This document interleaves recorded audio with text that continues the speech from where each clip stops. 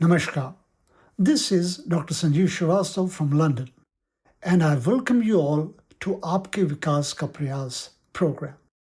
If you think or work off the beaten path and live life on your own terms, then you must listen to Aapke Vikas Ka Prayas right here on Suno Radio. This program broadcasts daily from 12 midnight to 6 a.m. Indian time. Up next, you will hear those special thoughts that are appreciated only by special individuals, and only such individuals can truly listen to them in depth. And yes, if you like this program, please support us by sharing it. So let's begin Aapke Vikas Ka Prayas.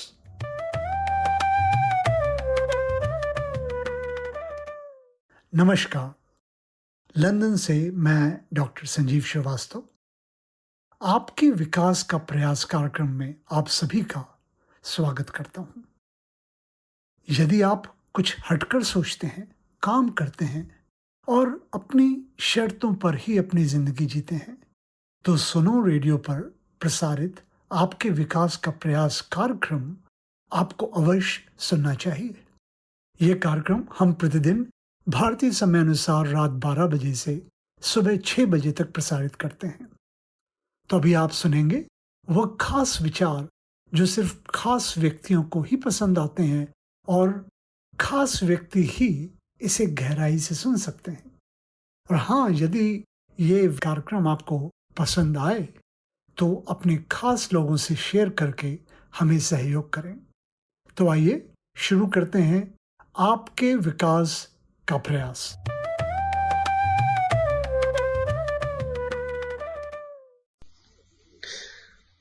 तो तुमने सुना है बहुत बार कि भक्ति बड़ी आसान है। तुमने ये भी सुना है कि कलयुग में तो भक्ति ही मार्ग है। सच्चाई है इसमें, और सच्चाई नहीं भी।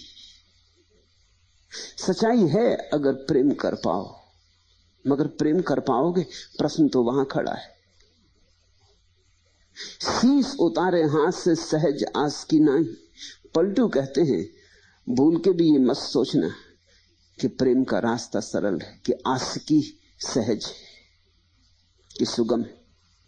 हाँ, सुगम है किन्हीं के लिए जो अपने सिर को अपने हाथ से उतार कर रख दे, उनके लिए जरा भी कठिन नहीं। लेकिन जिन्होंने अपने को बचा बचा के चाहा कि पहुंच जाएं, उनके लिए महादुर्गम है ये पथ। वे कभी नहीं पहुंच पाएंगे। जिन्होंने सोचा कि हम अपने को भी बचा लें और परमात्मा को भी पालें, वे भटकेंगे अनंत काल तक, कभी न पहुंच पाएंगे। भक्ति के मार्ग पर अपने को बचाने का तो उपाय ही नहीं। भक्ति के पहले ही कदम में अपने को गिरा देना। समर्पण भक्ति की पहली किरण है। तपस्वी तो अंत में गिराता है अपने अहंकार को, पहले शुद्ध करता है। उपवास से, तप से, व्रत से, योग से शुद्ध करता अपने अहंकार को। पहले अपनी मैं की शुद्धि करता है। जब मैं बिल्कुल शुद्ध हो जाता, तब आखिरी घड़ी में उसे याद आती बात कि और सब तो हो गया, अब ये शुद्ध मैं ही बाधा बन रहा है। झीना सा पर्दा रह गया, कोई भारी पर्दा नहीं रह गया, पारदर्शी पर्दा रह गया, जैसे शुद्ध कांच हो। दूर से देखो तो पता चलता है कि दरवाजा खुला ही है। पास आओगे तब पता चलेगा कि कांच का दरवाजा है, बंद है। ये कांच भी तोड़ना पड़ेगा। पारदर्शी था इसलिए दूर से ऐसा लगता था खुला ही है, कोई दरवाजा नहीं है। अब पता चलता है कि कांच की दीवार अभी बीच में खड़ी। जब तक धूल जमी रहती है कांच पर, तब तक तो पता चलता है कि कांच है। जब धूल बिल्कुल साफ हो जाती तो पता ही नहीं चलता कि कांच। फिर तो जब निकलने लगोगे आखिरी घड़ी में, संसार से परमात्मा में प्रवेश होगा, तब से टकराएगा। तो भक्त को तो पहले ही कदम तो वही करना होता है जो ज्ञानी और तपस्वी अंतिम कदम पे करता है। क्योंकि भक्ति की तो पहली शर्त यही है, शीश उतारे हाथ से। अपने ही हाथ से अपने शीश को उतार कर रख देना। दूसरा उतारता है तब भी हम नहीं चाहते कि हमारा सिर उतर जाए। तो अपने हाथ से उतारना तो बड़ा कठिन हो जाएगा। सहज आस्की नहीं, अपने ही हाथ से अपना ही सिर काटना है। और यह सिर ऐसा है कि दूसरे के काटे ना कटेगा।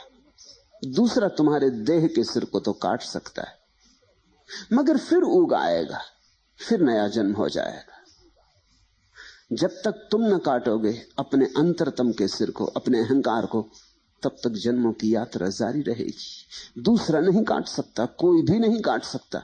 कोई उपाय नहीं, कोई इतना सूक्ष्म अस्त्र नहीं है कि तुम्हारे भीतर के अहंकार को बाहर से काटा जा सके। गुरु भी कह सकता है, पुकार सकता है, तुम्हें प्यास से भर सकता है, चुनौती दे सकता है, मगर काट नहीं सकता तुम्हारे अहंकार को। वह काम तो तुम्हें ही करना पड़ेगा। इसलिए बात बड़ी कठिन हो जाती, अपना ही सिर काटना।